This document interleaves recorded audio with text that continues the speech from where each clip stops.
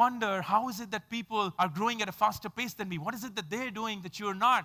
The simple answer, 3 months of money in the bank before we ran out of money to pay for our EMIs, fees, our utility bills, our food, everything. In my head, I'm dead if I'm making comfortable choices.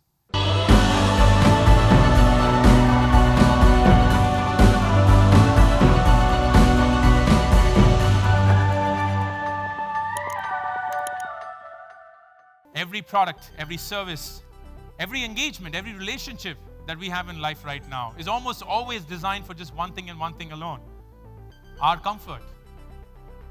Our comfort. You want a book? Click. You want food? Click. You want the latest movies? Click. You want clothes? Click. You want love? Swipe right. Whatever you want. At the speed of thought, available to you, right when you want it. It tricks us into believing that the purpose of life is to make life comfortable.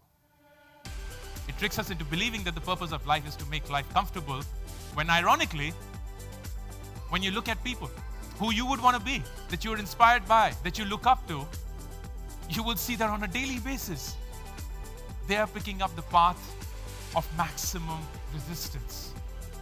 They're not picking up the comfortable journeys and the comfortable paths and the comfortable decisions. They are picking up, consciously so, the path that they know might set them up for failure, but if it works, will change their orbit. And they are consciously making those choices in life. Never getting comfortable. Never getting comfortable. And go back to your life and you will recognize how many choices in our day do we make which are drawn from the need and the urge to be comfortable.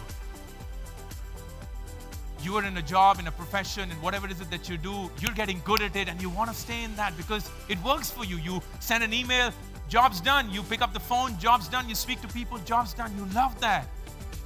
And then you wonder, how is it that people are growing at a faster pace than me? What is it that they're doing that you're not? The simple answer, most of them are just making hard choices that make them face their fears, challenge what is it that they're scared of. I speak to college students, business school students, and I tell them these 3 years, 4 years, 5 years of your life, the best thing about it, nothing that you do is going to fuck up your life during this college. Nothing.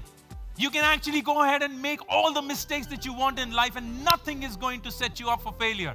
And yet you wouldn't do it. You're scared of public speaking and yet you would not have the audacity to come up on stage and speak.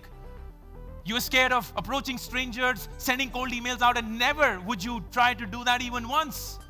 You're scared of networking. You don't have confidence in you to approach someone and ask for something, and yet you would never do that. Why? It's because we just want to be in that comfort zone. We don't want to be challenged. We don't want to be seen as someone who's threatened because in our head, that is not what the mind is hardwired for.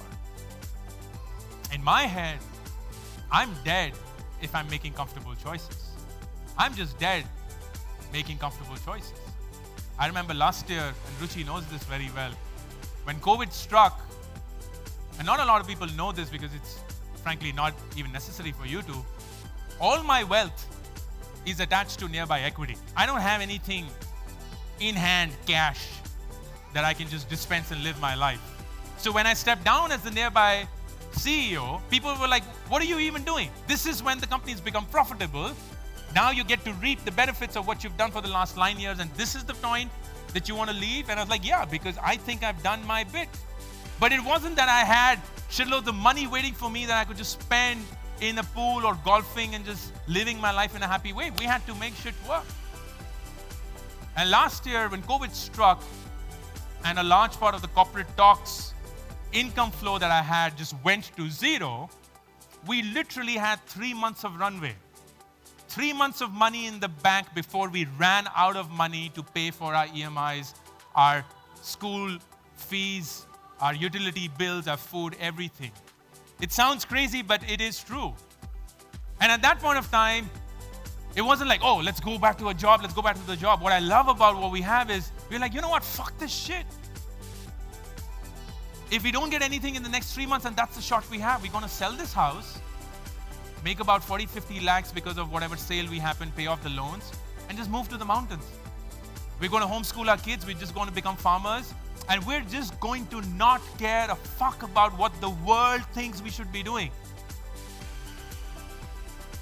And in my head and in her head, I can't even begin to tell you how easy this decision is. Like, I don't think you will ever understand if you're not in that same mental makeup of how easy that decision was. Like, it was just a conversation and like, okay, that's awesome. Now we got 3 months. We're going to make it happen. If it doesn't, move to the mountains. Like that. And what holds you from making that decision today? Not because you're not smart, not because you can't make it happen. You're up caught in the comfort that you are in that zone that you're in, that you've sold to the world, to yourself, and to the consistency of actions that the world has imposed on you, not the consistency of your thoughts that you have inside of you.